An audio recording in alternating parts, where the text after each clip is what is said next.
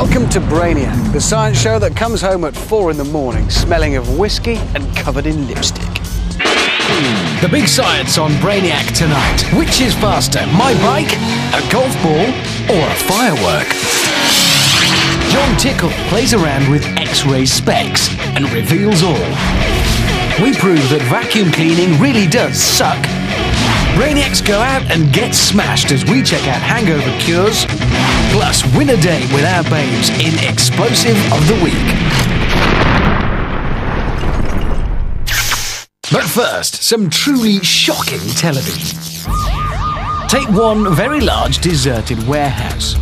Introduce some low-amp 9-volt electrical equipment, one Brainiac, and you have yourself an experiment. The current that these electrode pads will carry produce electrical impulses that will stimulate specific muscle groups.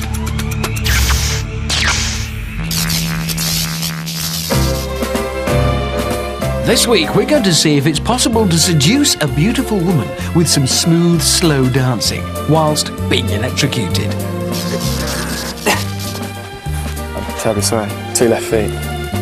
Normally, your brain sends an electrical impulse to your muscles telling them when to move, which is important for things that require coordination, like dancing. With this experiment, though, we're providing the muscles with electrical impulses overriding our subject's brain.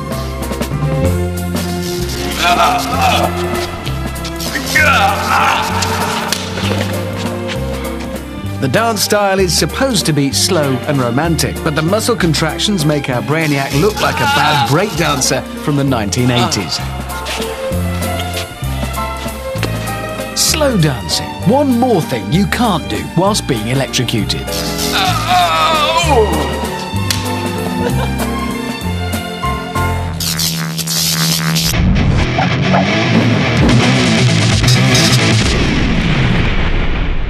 Things that make you go, Here's one for you.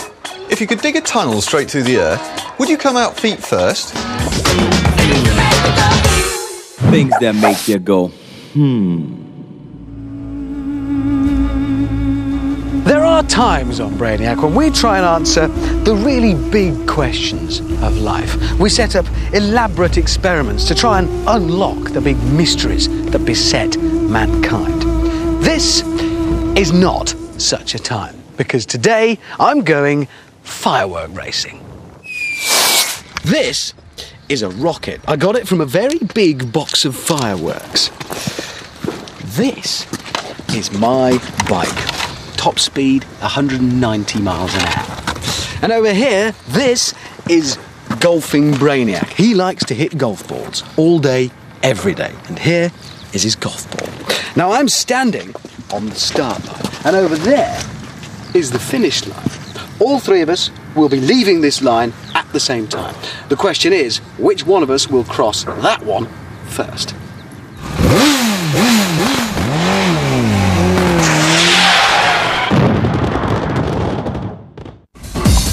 The golfer. The ball weighs 45 grams. The bat has a graphite shaft and a titanium head. His longest hit is 228 yards, but that was downhill and off a small cliff. His biggest challenge will be to keep the ball in a straight line. He may well knock me off my bike. The rocket. Maximum height travelled 250 foot, all usually upwards. Today, though, it's going to travel along this fishing wire to keep it on the straight and narrow. Me, usually 30 miles an hour residential, up to 70 on the motorway, but today I'm going for it, because I don't want to arrive behind a jumped up banger and a pimpled ball.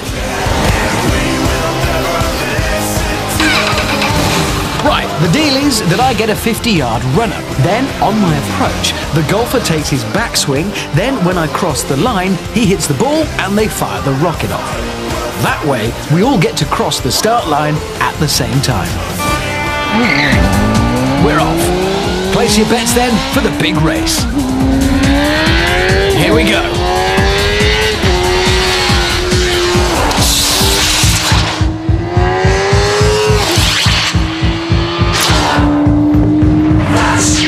And there it is, at 190 90 miles an hour-ish, I win by the smallest of margins. I'm pretty sure I nicked it. We all got a solid start, all set off at exactly the same time. At nearly top speed, I held the lead at halfway, but the rocket was accelerating and gaining on me. And at the end... well, the high-speed camera there tells the story, and I was wrong. It's the rocket that won it, by a nose. Final official timings, the firework, 6.16 seconds. Me and the bike, a fraction later, at 6.18 seconds. And the golf ball, well, the clock's still running on that one. Far from hitting me, he couldn't hit a barn door. Anybody see where that went? Anybody? So there you go. Remember, if you're late for work, keep the bike at home, just shove a rocket up your arse.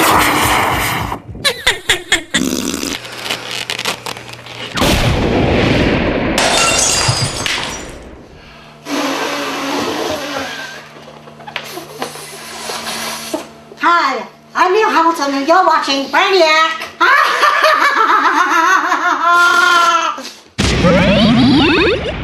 Thank you very much.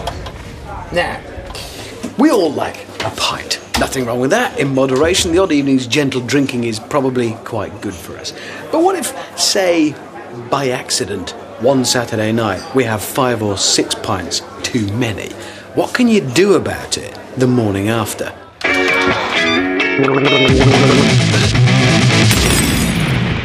This may look like a bit of a kneezer, but it's not. It is, in fact, a controlled scientific experiment. These brainiacs are undergoing a rigorous night's drinking so that we can uncover the answer to one of life's most long-standing questions.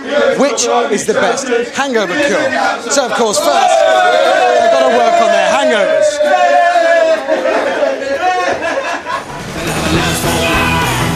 Our brainiacs worked pretty hard in the name of science to complete the first stage of the experiment. They all got completely hammered. Last night's drinking finished at 2 o'clock in the morning. It's now 6:30 a.m. So when they do eventually wake up, there should be some pretty good hangovers. Well, I say eventually. Actually, I mean now. Good morning, Brainiac. Good morning. Let's hurry up. Time to wake up, please. Come on, morning. Good morning, Brainiac. It's time to get up. Bring your hangover downstairs. Come on, time to get up. Good morning, Brainiac. Good morning, Brainiac. Time to get up. Time to get up. Oh, Brainiac, please, it's time to get up. Brainiac, time to wake up. Good morning. Good morning, Brainiac. This is it. Time to get up. Yeah. Good morning, hungover brainiacs. Right, if you'd like to make your way down to the end of the room there, divide yourselves, oh dear, into 3 groups of 3 on these tables, if you can. That's pathetic. 3, 3, 3. OK, on each table in front of you, you'll find a notepad and pen. What I want you to do is score your hangover, 1 to 10, in 3 categories. Dryness of the mouth, gut rot, and the headache. Is it, you know, shrieking agony or a dull throb? Go on then, do it. Dehydration is the major cause of a hangover. As you drink alcohol, your body is actually losing fluids because it needs more water than usual to process the toxins you've shoved down your neck.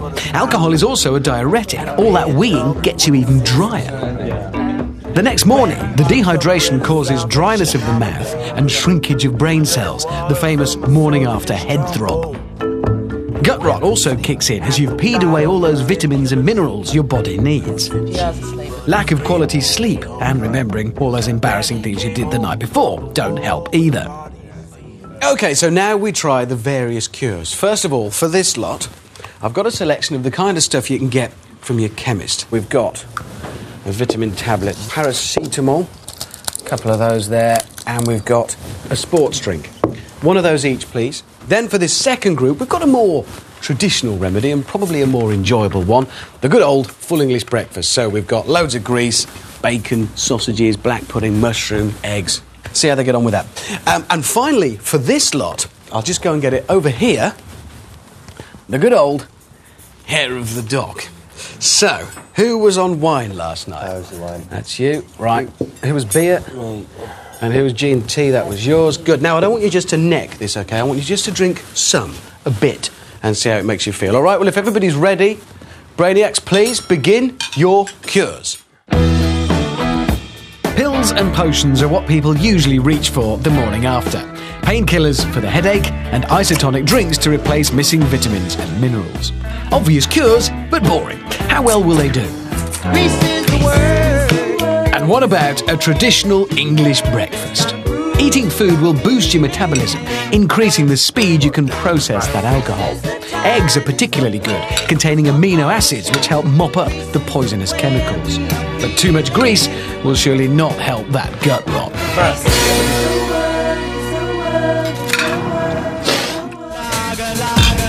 The science to support the hair of the dog theory is a little thin, but scientists have come up with one idea.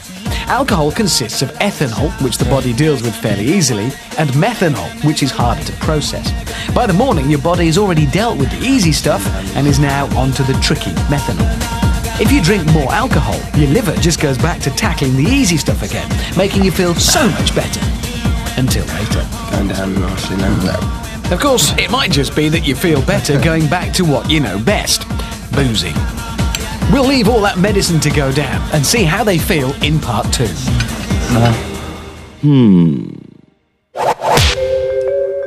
This object has been magnified 60 times. If it's not a girl you take home after a Friday night clubbing, it'll probably be one of these. What do you think it is? Find out after the break. Also, coming up, we do more bad things with a microwave oven. And Tina Turner and her Bunsen burner are back with another big bang.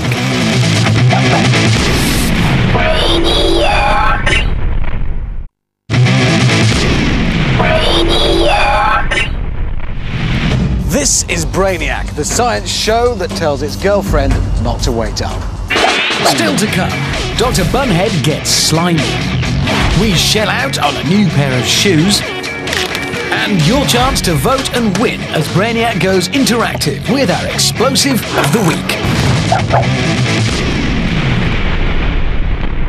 But first... Earlier, we showed you this. It's been magnified 60 times. You may have woken up on a Saturday morning with a sore head to find some of this on your best clobber. It's kebab meat, but it doesn't look quite as good in the cold light of day.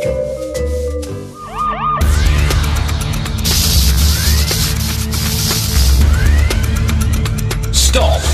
The following experiment is dangerous for your safety and the protection of those around you. Do not try this at home. No, really, don't.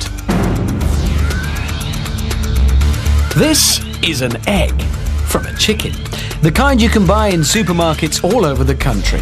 It is, at the moment, uncooked. Microwaved eggs can reach temperatures much higher than if they were simply boiled in water.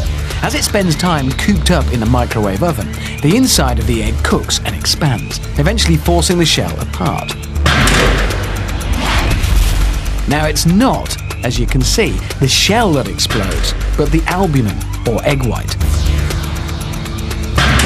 We do these experiments so you don't have to. Do not try this at home. We've all wanted to have X-ray vision like Superman, or X-ray specs like James Bond. And why? Is it so that we can find hidden treasure on the beach? Is it so that we can find lost 2p pieces down the backs of sofas? No, here's why.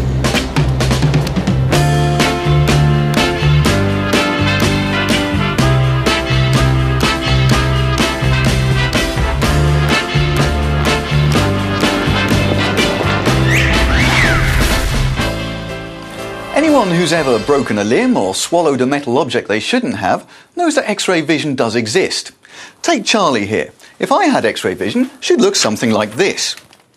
That's because the bone and soft tissue in our body absorb X-rays at different rates. Therefore, if we put a photographic plate behind Charlie when we X-ray her, we can quite easily see where all the bones are. Now, We on Brainiac have endeavoured to find out whether X-ray vision is actually possible. And by that I mean, is it possible to see through people's clothes using science and technology? I really hope it is.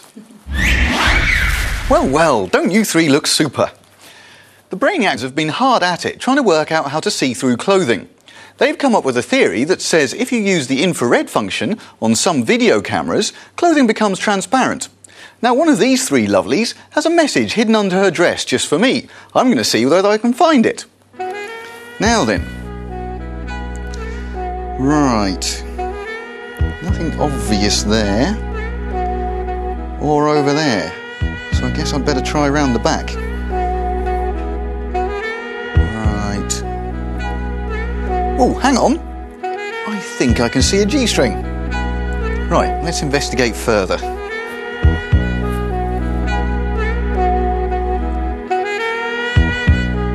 And yes, there's definitely something there. It says, "Get lost." Right, well, thanks very much. I guess I've been told. Brainiac. At some film premieres and gala openings, certain paparazzi photographers have worked out that clothing becomes transparent under flashlight photography. Now, we don't have a paparazzi photographer or a fancy gala opening, but we do have a load of brainiacs with disposable cameras. Take it away, guys. Most clothing is impervious to light under normal conditions, but under the extreme intensity of flash photography, light passes through the garment, illuminating and reflecting off the white underwear. As the flash lasts for only a thousandth of a second, the human eye doesn't get to see it. Until, that is, the pictures are processed. And there we have it. Under certain circumstances, you can have X-ray vision.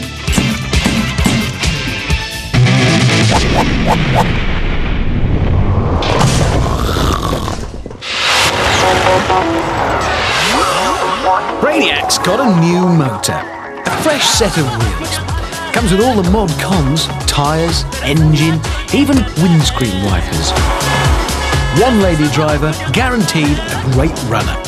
But suddenly it doesn't look quite so good when it's put next to a sporty convertible. Only one answer to this, some instant mechanical surgery, courtesy of a diamond-bladed angle grinder.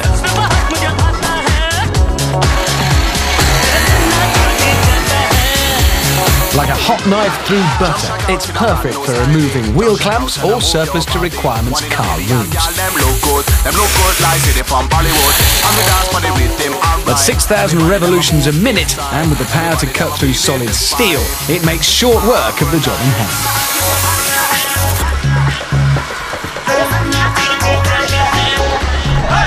Job done. But not quite. We'll still need a helping hand to get the top off. 100 tons of lifting power should do it. Power on, pull up, roof off. Looking good.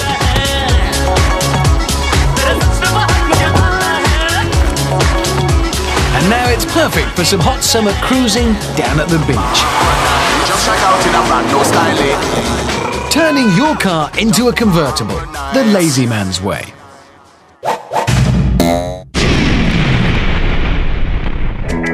Bored of all your toys? Don't worry, make your own fun. How about some slime? A bit of corn flour, bit of water, bit of colouring, mix it up. Yikes! Bob's your uncle! Slime. Hours of fun for all the family. It turns into a ball, which turns into a liquid. Cool!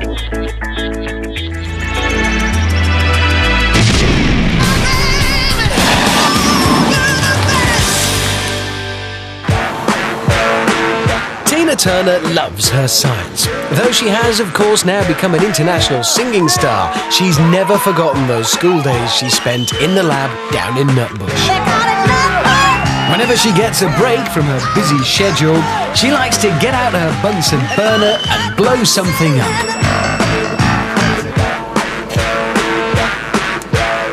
Once she arrives at location, our superstar's powerful legs carry her across the loose gravel.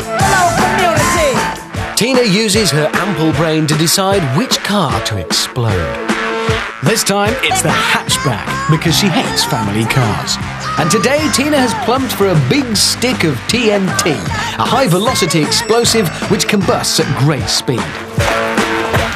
Our star is in a bit of a hurry today. She knows that a concert stadium full of adoring fans is awaiting her arrival, so she has to move fast if she's going to get this big bang done before her stage appearance.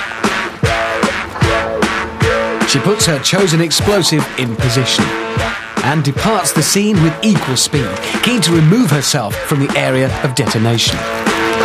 Tina has a very cunning plan today. She's going to use a remote-controlled car to carry the detonator to the explosive. And the detonating device? It's a sparkler she saved from last year's fireworks night. An adoring Brainiac hands Tina her treasured gold-plated Bunsen burner. Bunsen burners, Tina.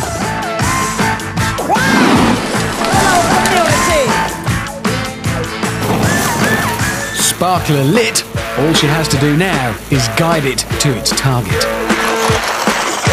Working with the practiced skill of a keen amateur scientist, Tina's nimble fingers send the little toy remote control car to the big white bomb-primed one.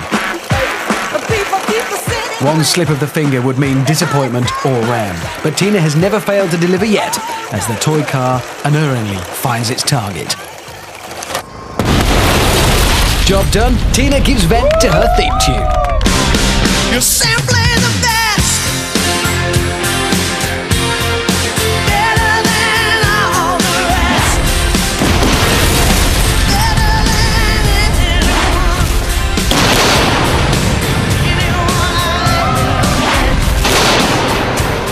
I'm stuck on your heart.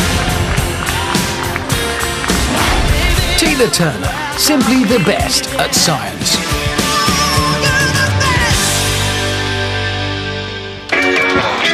Now back to our boozing brainiacs. This lot all got well and truly hammered, and all in the name of science. The next morning they're all suffering the consequences with the mother of all hangovers.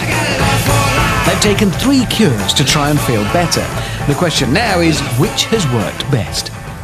Okay, it's now been 2 hours since the Brainiacs took their hangover cures. And remember, we have the chemist group, here the fry-up group, and here the hair of the dog group. Since they took their cures, we've told them to just lounge around, relax, put their feet up and take it easy.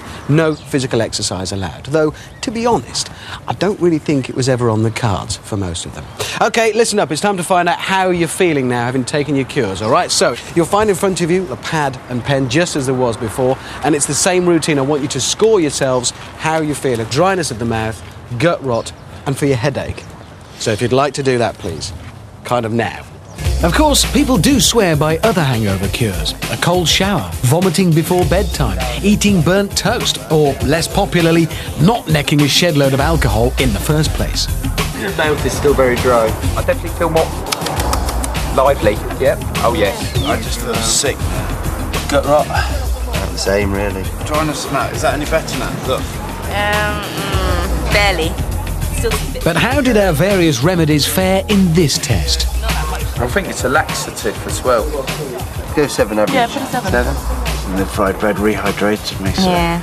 Time for the result.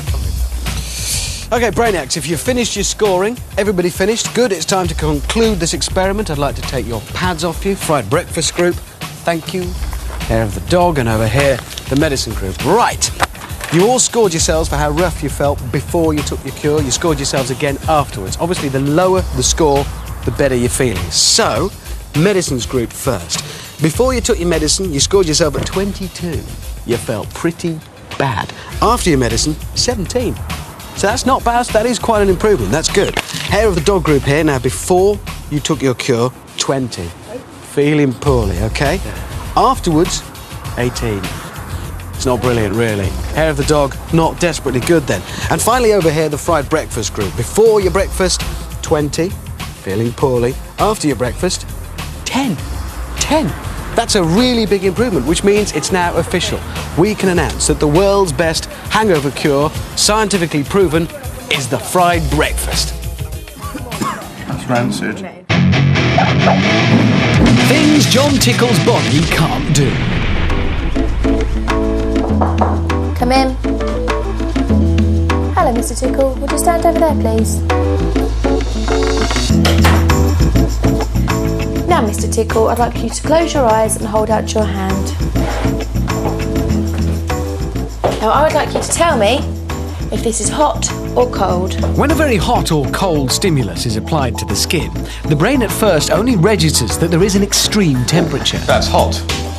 No, Mr. Tickle, I'm afraid it's not. If you can't see the cause, it takes a while for the brain to work it out. One more thing John Tickle's body can't do.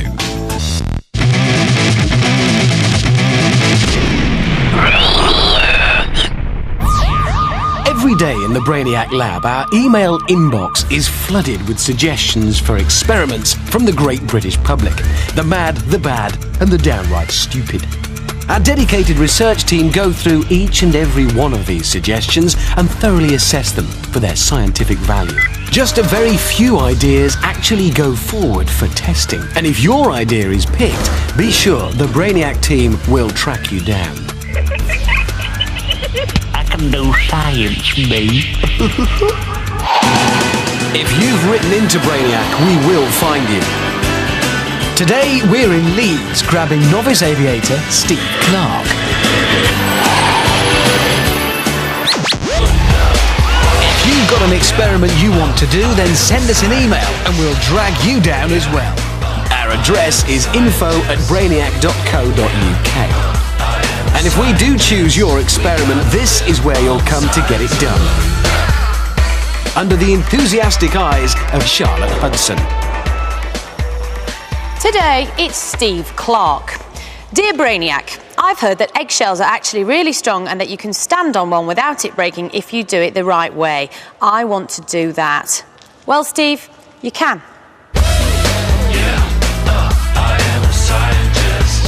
Eggshells are designed to be fragile, designed so that baby beaks can easily peck their way out.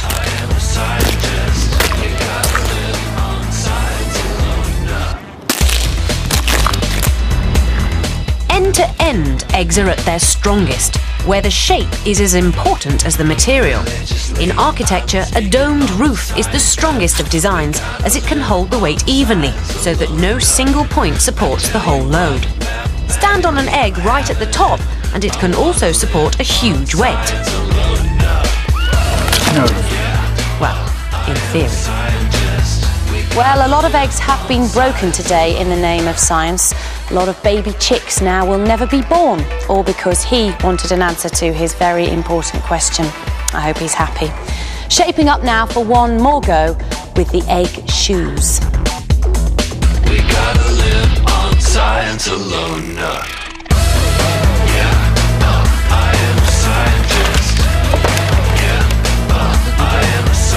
A dozen shells under each foot, they share the load equally. And if he's lowered straight onto the ends, he's also lowered onto their toughest part.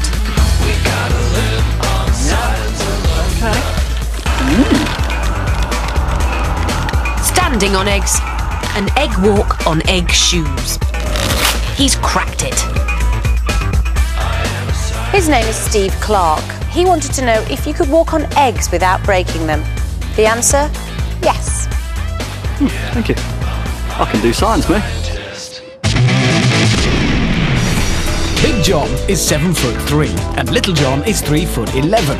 This is Tall v Small, where we ask the question, which is it better to be?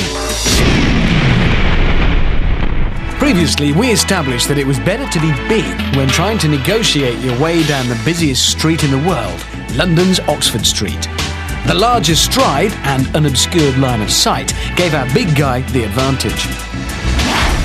Today we're finding out if it's better to be taller or smaller when taking part in a step aerobics class. Up and down, here we go.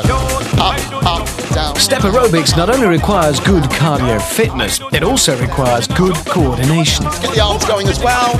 Generally speaking, tall people have a reputation for being clumsy and uncoordinated, mainly because their limbs have to travel greater distances and at more speed to stay in time. Let's go, let's go, let's go. Being 3'11", however, means the length of your inside leg limits the height you can lift your feet, and therefore the distance you can step up. Okay, little John, let's give you a helping hand. The beauty of step aerobics is that the steps are adjustable. We don't need that. There you go. Right, okay, little John, ready? Stretch, step, fly, stretch. To the untrained eye, it might look like they're both doing well, but in fact, Big John is stepping off with the wrong foot. Woo! Let's go, let's go! A lack of oxygen in your body can cause a loss of orientation, and the higher you go, the thinner the air. Think climbing Mount Everest. However, CO2 is heavier than the air we breathe, so being lower to the ground could also deprive you of the much-needed oxygen. Whatever the excuse, both our guys are struggling. 3 more! 2 more! Little John, you're not joining us. Just up and down. Ultimately, though, it's the gym instructor who makes the decision about whether or not you're better off being taller or smaller in a step aerobics class. Big John, excellent job. Little John, come on over. Fantastic. You did a great job, both of you. And I think we have a definite winner. And the winner is Big John! You like to move it! Next time, we find out if it's better to be taller or smaller when playing hide and seek. Coming ready or not?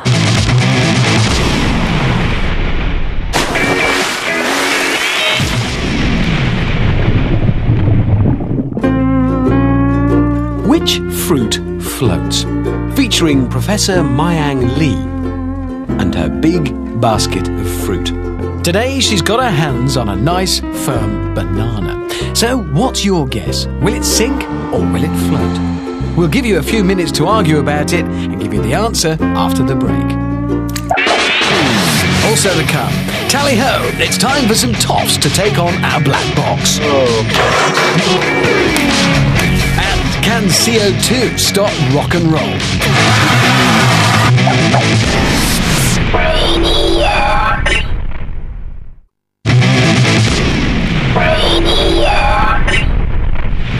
This is Brainiac, the science show that farts in the jacuzzi of human knowledge.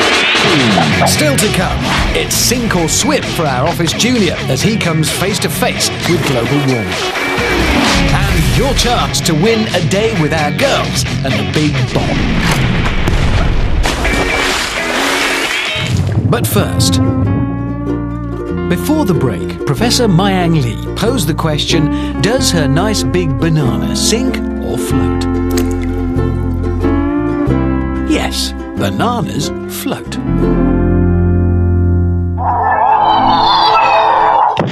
Brainiac Joe here has a theory, all of his very own. He believes that if you tap the top of a can of fizzy drink after it's been shaken, that'll stop it spraying the contents all over the place. Well, frankly, we're a bit sick and bored of Joe and his theory, so we've devised a cunning little experiment to put his theory to the test. This is simple but effective. We're giving this can a really, really thoroughly good shake. Then we're going to give it to Joe here. He's going to tap the top, according to his theory, and open it in his face. There you go. Go on, go. Here we go. Come on, Joe, test your theory. Shaking fizzy drink creates millions of little bubbles. Does tapping the top make them disappear? Where would they go? So, if you're one of those people who does tap the top of their fizzy drink, like Brainiac Joe, you now know not to bother. Excellent. There you go, Joe. I hope that set your mind at rest once and for all. Your theory is rubbish. Now you can stop going on about it.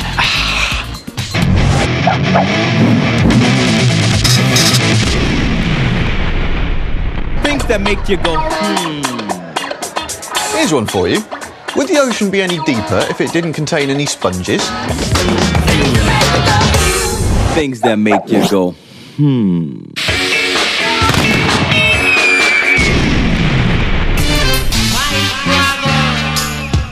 Here on Brainiac, we've got our hands on something a bit special, flown in from the USA just for us. It can withstand 20,000 feet of pressure underwater. It has an astonishing fire resistance of 1100 degrees centigrade. It has a staggering impact tolerance of 3,400 Gs. We're not supposed to have it, but we have. It's a black box flight recorder, the strongest box ever made, and it's yellow. So, can anyone destroy it? Our first contenders used 100 single-shot muskets and had little effect. So they called in the big guns. Incredibly, it survived a direct hit from a 12-pound cannon.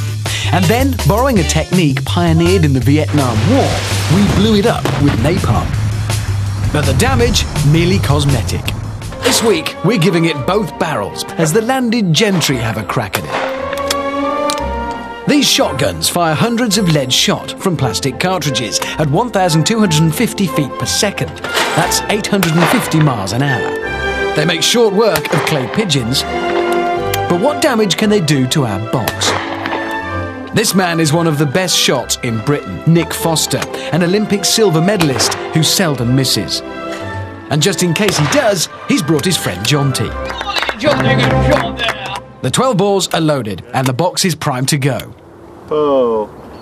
Launched into range, the marksmen get it in their sights and let rip. They give it all they've got with both barrels and hit it repeatedly. But having once more taken a hammering from several direct hits, our black box has suffered only light scratches.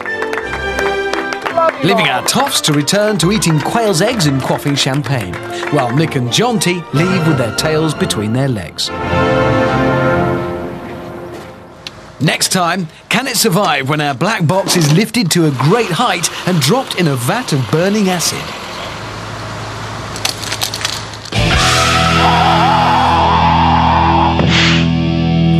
In 1983, Twisted Sister sang "You Can't Stop Rock and Roll," but we here at Brainiac know better. You can't stop rock and roll! A fire extinguisher, aptly named because it puts out fires, but can it extinguish the ear-shattering sound of rock and roll? The carbon dioxide is stored in the cylinder as a compressed liquid at a pressure of around 56 bar. When the CO2 is released, it expands and cools the surrounding air, often to a point where it freezes. That's why it looks like it's been snowing. It's not the force of the blast that does the damage, but the unexpected cold snap. Can't stop rock and roll? You can with a fire extinguisher.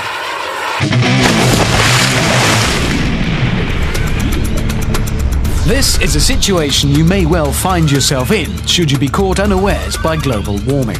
If it does happen to you, then this experiment is designed to show you which office products you should and should not grab in such an emergency. We've already established some should grabs. They are a waste paper basket turned upside down and the cork notice board. Both had sufficient buoyancy to keep our Office Junior afloat. The same, however, cannot be said for the PC monitor or the cardboard storage boxes. So, when the high water level alarm sounds, our Brainiac will grab one item. Which will it be? So I couldn't get it to inside. And then my computer kept crashing. I've got to go. Well, this is a superb choice. If you were working in an office full of people and survival was foremost on your mind, this would be the obvious one. The empty water bottle is providing an enormous amount of buoyancy, and you can quite clearly see our Brainiac's head there, well and truly above water. The water bottle, also an office buoyancy aid.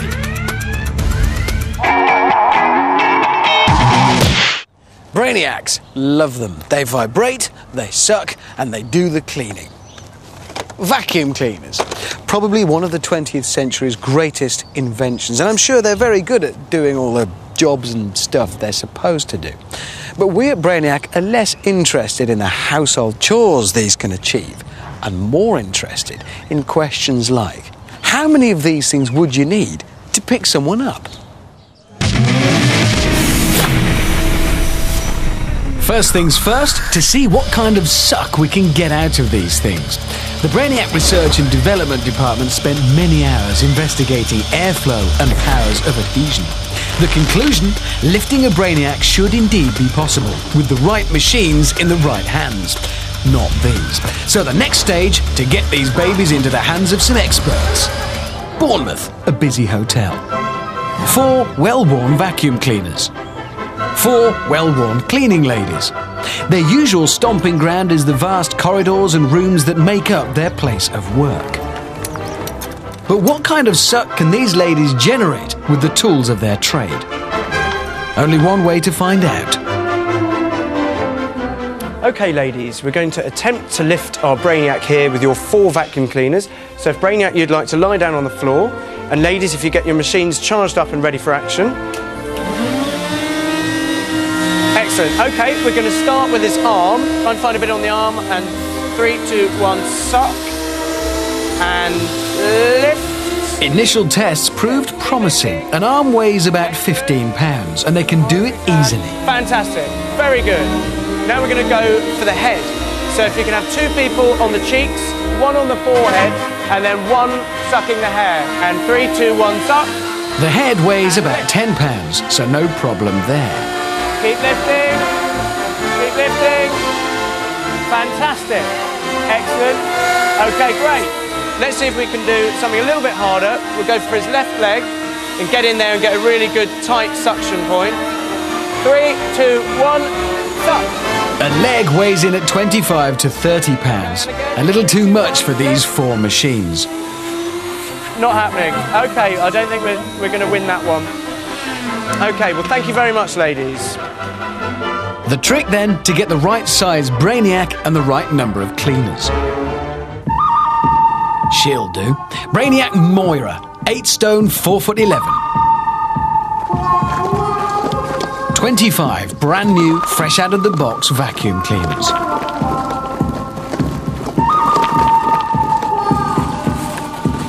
Positioning is vital to allow each machine good access to a good portion of the available body. 30,000 watts of power. 100 meters of tubing. Juiced up on full suck, ready to apply. Lie down.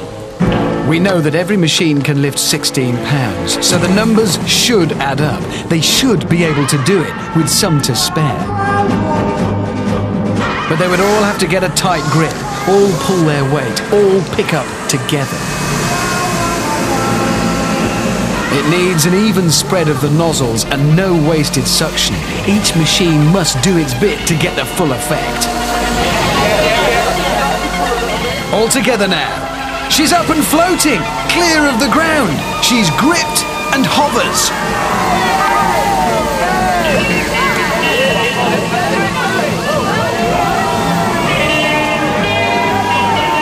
Answer, it takes 25 vacuum cleaners to pick up a Brainiac. A small one. So now you know. Explosive of the week. We're down at Big Bang Farm. Our Brainiac babes are washing their car.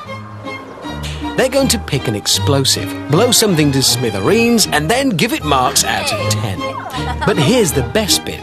You too can rate the explosion and win the chance to join the girls blowing stuff up on the final show of this series. But what explosive will the girls choose this week? After a quick consultation, it looks like a decision has been made.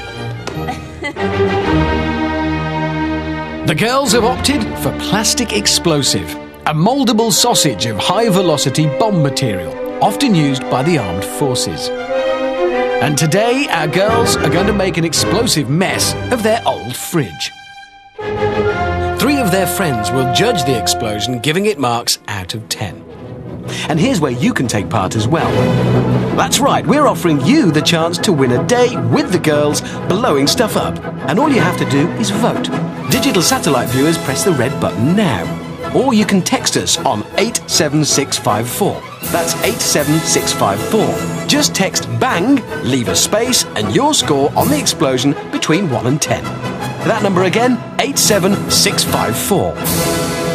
plastic explosive is particularly effective against hard materials such as steel. When it's fired, a compression wave is sent through the target, and then bouncing back, it tears the object apart. So it looks like goodbye to the girl's stash of beer. Wired up and ready. Let's do it then. 3, 2, 1. The girls delighted as always, but what about the judges?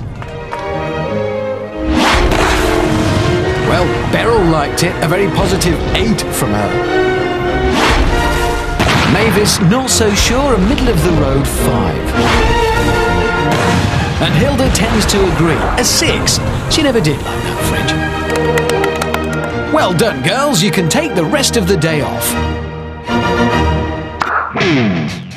Digital satellite viewers, press red to vote for your explosion of the week, and you could end up detonating your very own explosion filmed on location with the Brainiac team. But next, has the future already been told? We are only seeing the tip of the iceberg out of the ocean. Conspiracies, the Bible code warnings.